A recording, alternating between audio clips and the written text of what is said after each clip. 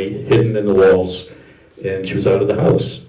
6 months later, I got a call from someone on Child Street who said, "This woman, Maria, is dealing drugs in our neighborhood. What did you do to get her out?" That was 2.5 years. I haven't seen that kind of activity since then. That was 1999.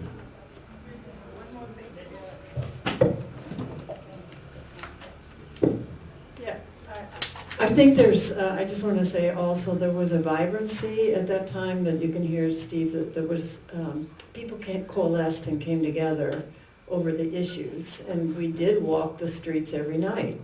We decided that that's what would be the best thing to do. But when things changed, it also pushed a lot of people out of the neighborhood.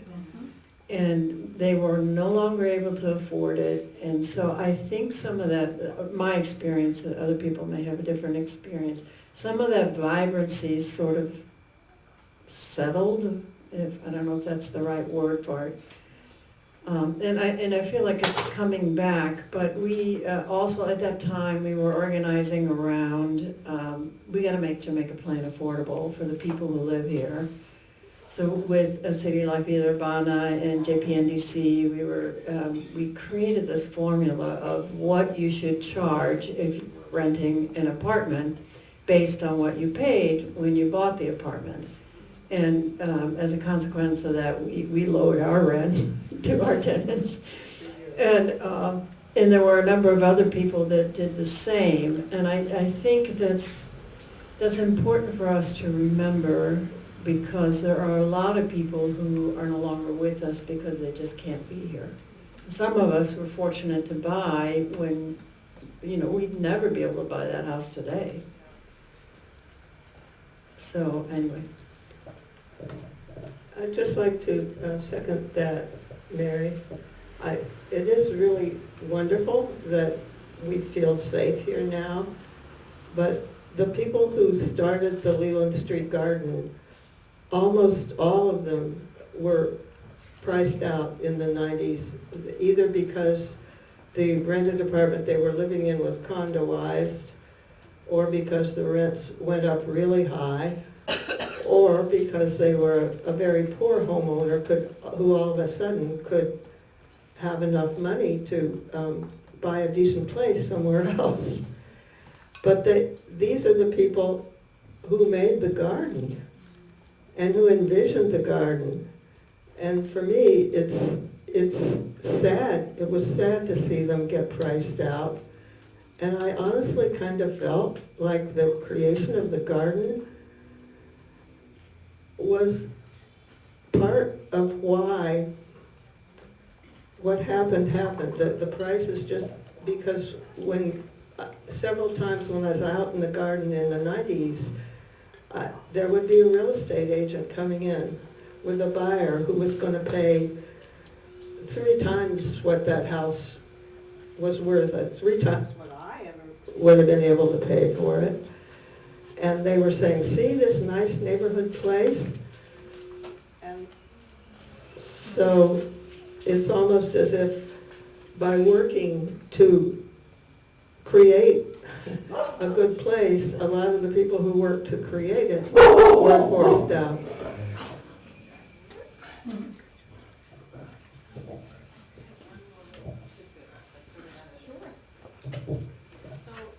When I moved in the other end of Wachusett, I call Lower Wachusett in '94, my neighbor across the green fence, because there weren't fences then, there's fences now, but anyway, said, "Welcome to Forest Hills."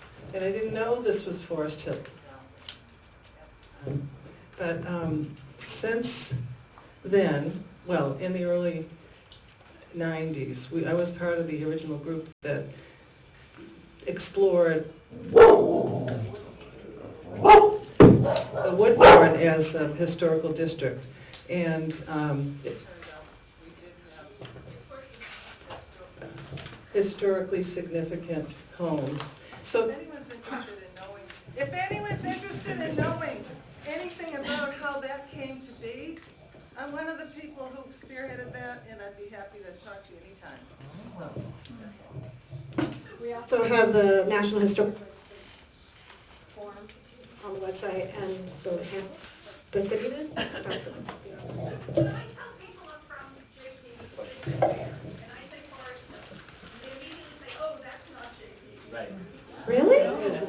That's interesting. I've also heard, has anybody who's a long-term resident heard this story? I was told, because I just moved to Forest Hills from the other end of JP, Jackson Square.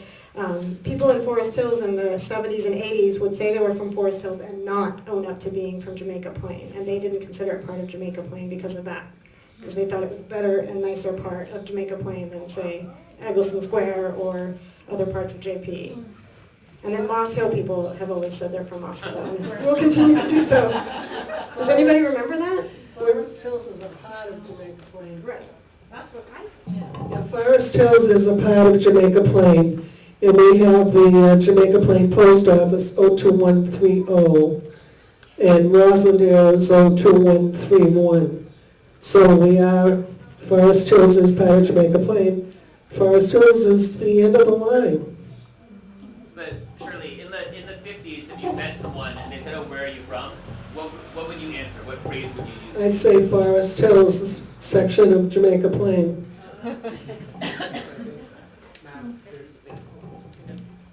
The previous owners from where John lives right now said to me that I think that also changed when they took down that bridge and that overpass that you were talking about. Because then before it was sort of like, that's Jamaica Plain, this is Forest Hill. It got more integrated. I mean, that's a lot more recent, but. Okay, we have time for one or two more questions. Quick, we'll pick. I just wanted to know, and I came late, so this might be for Bolton talking about the cemetery. Did I catch that we weren't, okay, I'm not trying to get, but how has the relationship with the cemetery with you guys changed over the years? And clearly you're like right neighboring, but I haven't been here that long, but I've been here long enough to remember when they had art shows and you could bring your dog and you could ride bikes and all that kind of stuff, and it's been really a bummer to see that, and I was wondering if you guys could speak to even prior to how the relationship has I'm changed. not living here anymore, but we could always, walk over there. There was never a problem. Right next to my house used to be a wide open field, and of course then the powers that be let it grow, so it's a forest over there now. But when Mr. Hargraves, my father knew, and he would keep him in touch of anything that was going on over into the cemetery. And then Bud Hanson was a friend of mine, and I thought he ran a very good business there at Forest Hills. But I understand just from reading the remarks on the Forest Hills blog that the new guy is just horrible. And I'm sorry that you have to experience that, because there's absolutely no need in the world for it. It's a garden cemetery. We need to be able to enjoy it. I mean, I won't even go over there now. My parents are buried there. My parents, my grandparents were all buried over in Forest Hills. And I won't go because I wouldn't want to go alone, but they're always in my heart. So we've had several meetings here with city councilors, state senator about this, and nothing's ever getting done. And it's just because of the president of the Forest Hills. They're still collecting money from the Forest Hills Educational Foundation or something, and they're not doing anything. So I donated to it, and I called them several times. I'm like, hey, what's my money going towards? It's going towards nothing, and nothing is really being done. That's too bad. Yeah. Yeah, I really miss what it used to be. In fact, I have a manual written by one of the some trustees for the cemetery, and they said its original intent was for people to go there and recreate. The new director. It used to be open to the public, to walking dogs, to running, to biking, and I used to go there a lot. I haven't been since. I have to go all the way around to the main gate, can't ride my bike. Used to bring people, used to bring my clients there, I jog through there. There used to be a lantern festival based on a Buddhist ceremony for welcoming back the deceased and lighting candles and floating them out in the Lake Hibiscus to send them back to where they were. And it was getting up to around 1,000 people at a time. He ended all that. There was music on Sundays in the chapel. There were art installations. the director ended all those things. Really made the cemetery a garden cemetery and a place to enjoy. It doesn't feel like that anymore. Yeah, Bud Hansen, who was the head of the cemetery, was very supportive of the garden. He let us come over there. The garden is built of leaf mold from the cemetery, and he came to our opening event. And I remember in his speech, he thanked us very much for what we were doing in the neighborhood, and he promised that the cemetery would always cooperate with us. Well, that didn't work out. So who is it now? Bud Hansen. And who is it now? What is his name? I George can't. Milo. Mr. Misery. The new one is George Milo. George Milo is the name Miller. of the current head. So in the interest of time, we're gonna do one quick round robin and question. What is your most favorite memory of Jamaica, or of Forest Hills? But short, please. I'm gonna give you guys a quick second to ruminate on that. And then, yeah? Yeah, favorite memory or favorite thing or favorite business or restaurant, anything that moves you, that's something that you connect with in this community. Yay. I just love the initiative that Mike was having with Matt and Amy and having the New Year party. That is new of this time, and it is really nice.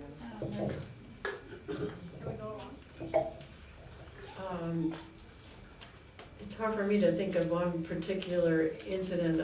I'm just gonna say the people. Well, of course, I think of a party that's been held in the garden over the years. And again, that would be hard to pick one, but maybe I'll just say our winter solstice luminaria parties, which have happened every year for up to 30 years, in which we light candles and paper bags and light up the garden and sing together and drink spiced cider and eat cookies. I think just the camaraderie of my neighbors. And growing up, we had a wonderful childhood. Everyone knew everybody else, and they watched out for everyone. I remember one time there was a family by the name of Queen who lived down the street. I think it was way down in the middle. And my brother was probably about 12. So this kid came up on his bike, and his name was Queen. And he started bothering my brother. Well, I was 3 years older than my brother. And I pulled that kid right off his bike. So the next thing, the mother comes up to knock at the door. My mother said, "Your son is older than my son, and my daughter was protecting him, and don't ever come up here again," and he never did. But, I mean, just the whole neighborhood, I mean, I knew everybody. The house that Steve lives in was owned by somebody by the name of Swenson.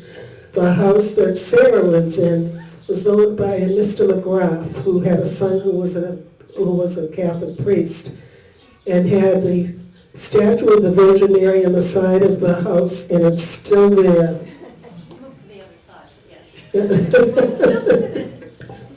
But, you know, I was happy there, but times changed as I got older, friends moved out, new people came in, a lot of people stayed by themselves, but I had nice neighbors next door. I was telling Mary on the way up here that the couple that lived next door, the McLeods, lived on the third floor of 74 Walter Street. And after my husband died, they would invite me over occasionally for dinner. So then we decided that we would do Monday nights for family dinner. And I did that even after I moved. And but it got to be too difficult for me because it's about 15 miles from Walpole to here. And I don't drive at night because of the lights. I am still driving, 87, but I'm still driving. Thank you. So nice to see so many people. Unfortunately, I don't know everybody. But Steve was an old neighbor, and so is Sarah. Do I have a chance to? I guess the memory is of the people I've met here, but not just the memory, the people who I met here, my neighbors, my friends, who have since left, moved, or passed away. But I have as many friends and more now in the neighborhood. The longer I'm here, the more people I meet, and the longer I've known them. But the other thing I like the best about this area, and always have, is the amount of green space that's around here. The Arboretum, Franklin Park, Jamaica Pond, the cemetery.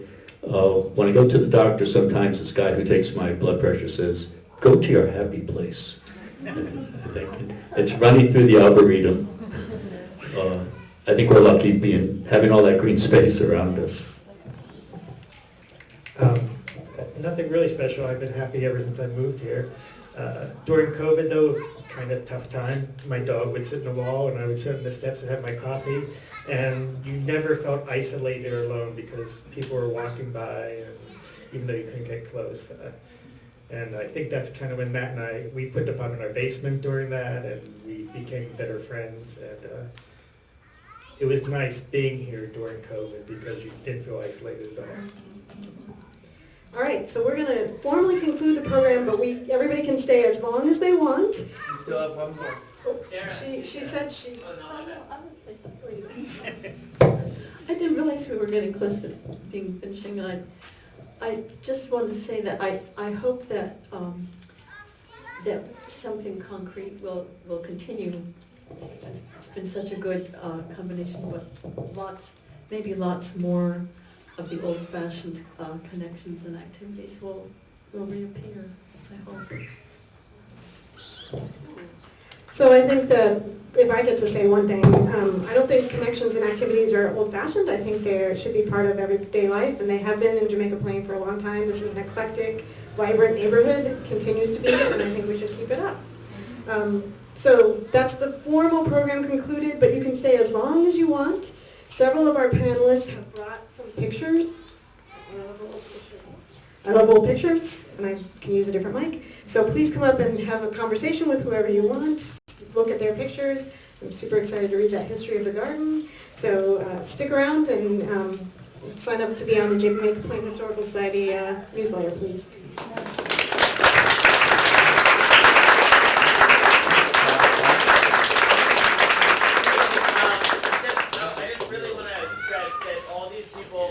This weekend 6 months ago and when time of year, we just give them a standing ovation.